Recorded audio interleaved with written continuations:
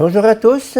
Je continue à vous partager des extraits du volume du professeur Ratzinger, Le Dieu de Jésus-Christ. Troisième partie, vie publique et intimité. Quiconque agit en public ne se fait pas que des amis, il s'expose aussi à la contradiction, à l'incompréhension et aux abus. Son nom et sa parole peuvent alors être utilisés par les partis de droite comme de gauche. L'Antéchrist se sert du masque du Christ. Il emploiera ce procédé comme le diable utilise la parole de Dieu, la Bible, Matthieu 4, 1, 11, Luc 4, 1, 13. La vie publique, c'est toujours paradoxalement l'isolement. Il en va de même pour Jésus. Il rassemble des amis, mais la déception de l'amitié trahie ne lui est pas épargnée, ni celle d'être incompris par des apôtres de bonne volonté, mais faibles.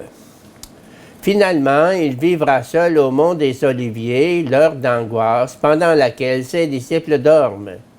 Il demeure incompris dans son intériorité.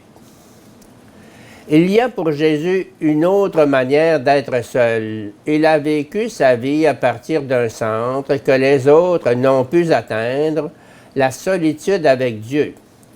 Commençons donc par Marc 6, 45, 52, confère Matthieu 14, 22, 33. Il rapporte que Jésus, après la multiplication des pains, s'est retiré tout seul sur la montagne pour prier. Les apôtres traversent le lac. Lui seul est à terre, tandis qu'il s'épuise à ramer sans pouvoir avancer, car le vent est contraire. Jésus prie, et dans sa prière, il les voit s'évertuer à avancer. Il vient donc à leur rencontre. Ce qui est déterminant, c'est que dans sa prière, lorsqu'il est auprès du Père, il n'est pas absent, bien au contraire. En priant, il les voit. Quand Jésus est auprès du Père, il est présent à l'Église. Le problème de la parousie est ici approfondi et transformé de manière trinitaire.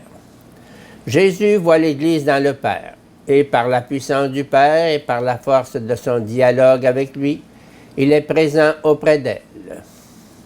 Le premier texte de Luc que je voudrais présenter traite de l'appel des 12, Luc 6, 12, 16.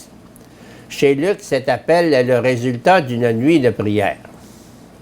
D'après Luc, la transfiguration de Jésus s'opère pendant qu'il prie. Pendant qu'il prie, son visage se transforme. On a voulu voir dans cette histoire un récit de la résurrection projeté par avance sur la vie de Jésus. Luc a élevé la prière de Jésus au rang d'une catégorie christologique essentielle à partir de laquelle il décrit le mystère du Fils. Ce que le concile de Chalcédoine a exprimé en une formule tirée de l'ontologie grecque, Luc le dit en employant une catégorie toute personnelle qui part de l'expérience historique du Jésus terrestre. La principale profession de foi de Pierre au Christ, que Matthieu situe à Césarée de Philippe, permet quasiment d'appréhender ce qui se passe dans la prière de Jésus. Or, un jour qu'il priait seul, ses disciples étant avec lui, il leur posa cette question: « Qui suis-je au dire des foules? » Ceux qui ne connaissent pas sa solitude le prennent pour tel ou tel. La profession de foi de Pierre traduit l'être même de Jésus. Elle est un regard qui pénètre dans ce qui le caractérise en propre, son dialogue solitaire avec le Père. La profession de foi ne peut donc progresser qu'en prenant part à la solitude de Jésus, lorsqu'on est avec lui, lui qui est seul auprès du Père. L'œuvre publique de Jésus a son centre dans cette intimité, par laquelle cette œuvre même englobe le monde entier dans sa vie publique. C'est de cette intimité qu'il vient vers les hommes, c'est en elle qu'il est auprès des hommes, et que les hommes arrivent jusqu'à lui.